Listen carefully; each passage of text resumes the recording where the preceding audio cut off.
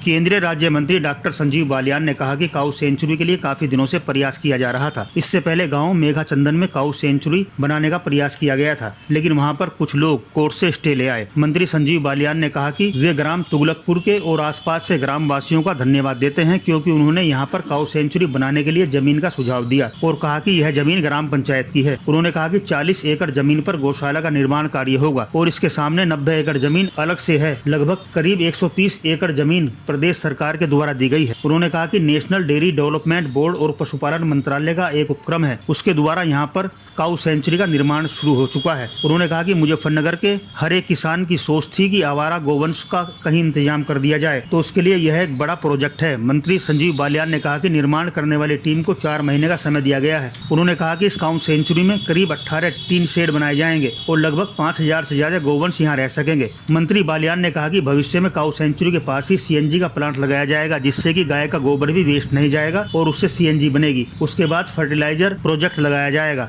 उन्होंने कहा कि इस तरह की अनेक योजनाएं भविष्य में आएंगी। उन्होंने कहा कि आगामी 6 अप्रैल को केंद्रीय मंत्री नितिन गडकरी और पुरुषोत्तम गोपाला कृषि एवं पशु मेले में काऊ सेंचुरी का शिलान्यास करेंगे। मंत्री संजीव बालियान ने कहा कि 250 बीघा जमीन की चारों ओर से बाउंड्री कराई जाएगी और इसमें से आधी जमीन पर कंस्ट्रक्शन का काम किया जाएगा, जिसमें 3 शेड बनाए जाएंगे और मृतक गाय के लिए अंतिम संस्कार का इलेक्ट्रॉनिक दाह संस्कार गृह भी बनाया जाएगा। उन्होंने कहा कि जो मेघा चंदन में सरकारी जमीन है और सामने 90 एकड़ जमीन है, उस सभी जमीन पर पशुओं के लिए अच्छे चारे का इंतजाम किया जाएगा। देखिए, काफ़ी दिन से प्रयास चल रहा था मेरा। पहले चंदन मेघा में प्रयास किया था, लेकिन कुछ लोग कोर्ट से स्टे ले आए।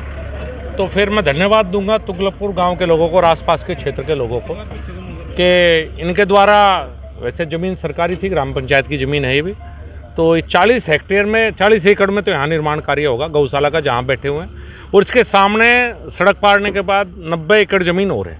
करीब ये 130 एकड़ एक जगह ज़मीन है, जो ये उत्तर प्रदेश सरकार के द्वारा दी गई, आप कह सकते हैं। National dairy development board Bharat सरकार का एक उपक्रम है, पशुपालन मंत्रालय का, उसके द्वारा यहाँ पे काऊ सेंचुरी का निर्माण कार्य शुरू हो चुका है।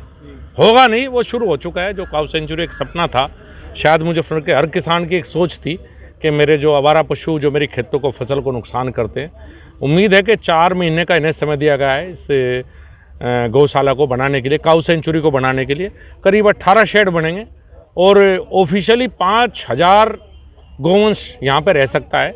आप समझ सकते हैं कि जो साइंटिस्ट जब हिसाब लगाते हैं कि 5000 का, तो उसके अंदर 8 से 10,000 तक एकोमोडेट हो सकते हैं। और 40 एकड़ बहुत बड़ी जगह हो सकती है, उनके लिए खुली जगह भी है।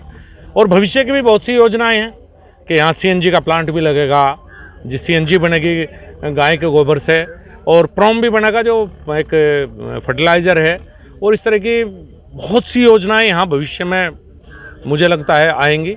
तो आज इसका एक तरह से काम शुरू हुआ है। 6 तारीख को आदरणीय नितिन गडकरी जी और पुरुषोत्तम रूपाला जी ऑफिशियली इसका शिलान्यास, हमारे जो कृषि और पशु मेला है उसमें इसका शिलान्यास का कार्यक्रम होगा। ये करीब 40 एकड़ ज़मीन है, जिसकी बाउंड्री होगी 40 के 40 एकड़ की।